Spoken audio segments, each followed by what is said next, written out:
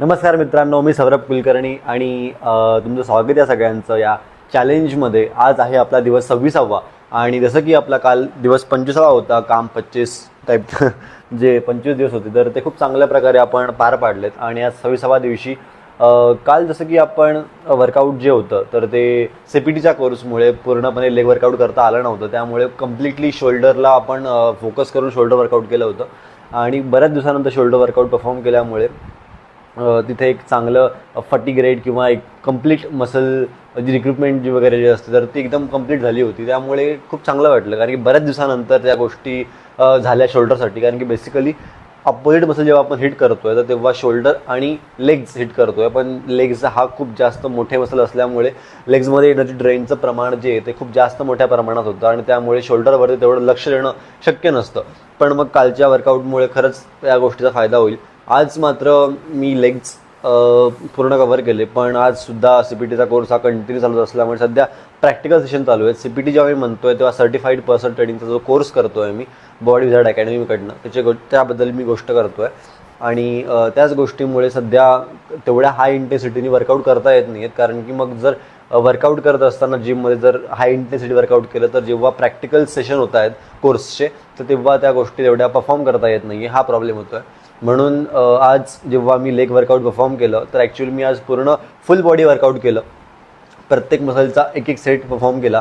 जसं की लेग्समध्ये प्रत्येक एक्सरसाइज जी होती तर कॉडसाठी एक, त्यानंतर काफसाठी एक, त्यानंतर हॅमस्ट्रिंग्स, ग्ल्यूट्स या प्रत्येकासाठी काही एक्सरसाइज परफॉर्म केली.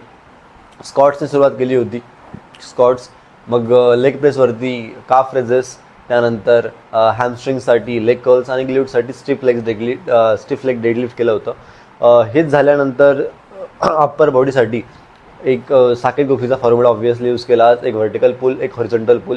अँड ट्रस्ट मी, हे खूप जास्त इफेक्टिव्ह आहे, कारण की जी मसल रिक्रुटमेंट होती आहे या दोन व्हर्टिकल आणि हॉरिझॉन्टल पुलमध्ये तर ऑलमोस्ट आपले 70% मसल तिथे कव्हर होत आहेत. आणि जे मेजर मसल्स आहेत तर ते तर आपल्याला होतातच आहेत.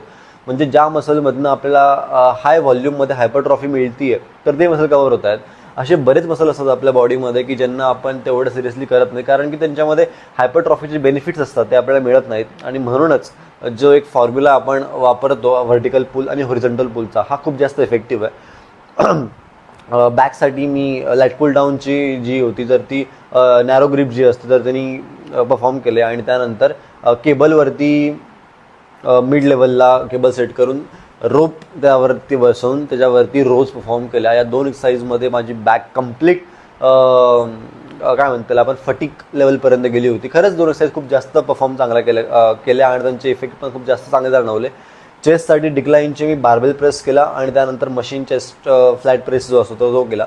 या दोन एक्सरसाइजमध्ये चेस्ट पूर्ण कव्हर झाली होती. खरंच कालच्या हेवी शोल्डर वर्कआउटमुळे थोडासा इफेक्ट जाणवला चेस्टमध्ये, तेवढ्या कम्प्लिटली किंवा 100% पॉवरनी तेवढं एक्सरसाइज परफॉर्म नाही करता आला, पण ठीक आहे. कारण की काल ऑलरेडी शोल्डर परफॉर्म केले असल्यामुळे आज चेस्टवरती जास्त रिप्समध्ये करणं गरजेचं होतं. आणि म्हणून मी डिक्लाइनमध्ये पण 17.5 किलो वेट यूज करून, म्हणजे इच साईड, आणि बार्बेलचे 20 kg ऑब्व्हियसली असं यूज करून त्याचे 20 रेप्स हिट केले. आणि त्यानंतर जी मी मशीनवरती चेस्ट प्रेस हिट केले त्याच्यामध्ये सुद्धा लो वेट आणि हाय रिप्सवरती सेट्स परफॉर्म केले. या गोष्टींचा नक्कीच फायदा आपल्याला पुढे हायपरट्रॉफीमध्ये होऊ शकतो. पण सध्या आपलं जे मेन गोल आहे तर ते आपला फॅट लॉस आहे आणि त्याच्यासोबत मसलची जी आपली मास आपण जे इन्क्रीज केलं मसल मास तर ते राखून ठेवणं आपल्या गरजेचं आहे. कारण की या फॅट लॉसच्या गोष्टीमध्ये आपली ॲट्रॉफी होणार नाही, या गोष्टीची आपल्याला खास खबरदारी घेणं गरजेचं आहे आणि तेच चालू आहे. बाकी आज दुपारी जे होतं तर CPTचा कोर्स आणि जिम सोबत झालं असल्यामुळे डाएटमध्ये थोडा प्रॉब्लेम आला, कारण की दुपारचे वेळेस जे आपण एग्ज वगैरे घेतो तर ते आज घेणं शक्य झालं नाही. त्यामुळे दुपारी थोडंसं डाएटमध्ये प्रॉब्लेम आला. पण मग त्यानंतर एक्सेसिव्ह थोडेसे प्रोटीन इंटेक आणि कार्ब्स इंटेक केले. आणि त्यानंतर संध्याकाळी मात्र स्विमिंगला गेल्यानंतर जे कार्ब्ससोबत कॅलरीज इंटेक एक्स्ट्रा झाले होते तर ऑब्व्हियसली त्या मग बर्न केल्या. त्याच्यामुळे एक जी गरज आहे त्या चॅलेंजमधली तर ती कंप्लीट झाली. आणि जो कॅलरीज इंटेक आहे तर तो पण ऑब्व्हियसली मॅच होऊन गेला या दोन गोष्टींमुळे. इथे फक्त थोडंसं कॉमन सेन्स आणि सायन्सची गोष्ट आहे की आपण ज्या ॲक्टिव्हिटीज करतो आहेत, कारण की प्रत्येक दिवस हा सारखा नसतो आणि प्रत्येक दिवशी आपण ज्या गोष्टी करतो आहेत, ज्या गोष्टी ठरवल्या आहेत त्या त्याच डिरेक्शनने जातील हे काही गरजेचं नाही आहे. बऱ्याच गोष्टी अनएक्सपेक्टेड होत असतात, त्यामुळे आपल्याला सिच्युएशनला आपण कोणत्या प्रकारे हँडल करतो किंवा ऐन टायमावरती कोणता निर्णय घेतो हे खूप जास्त महत्त्वाचं आहे. आणि याच गोष्टी केल्या मी, त्याच्यामुळे जे मी दुपारी आज एक्सेसिव्ह कार्ब्स इनटेक केला होता तर त्यांना मी आज बर्न केलं. So this how it's works. बाकी छान गेला दिवस. डाएटमध्ये कॉम्प्लिकेशन्स आले थोडेसे, पण बाकी छान गेला दिवस. वर्कआउट खूप चांगलं झालं सकाळचं. आणि CBTच्या कोर्समध्ये आज लेग्स कवर झाले, लेग्स मसल कंप्लीट झाला आहे. फॉर्म अँड टेक्निक्स प्रॉपर करून घेता येते, त्यामुळे मजा येते.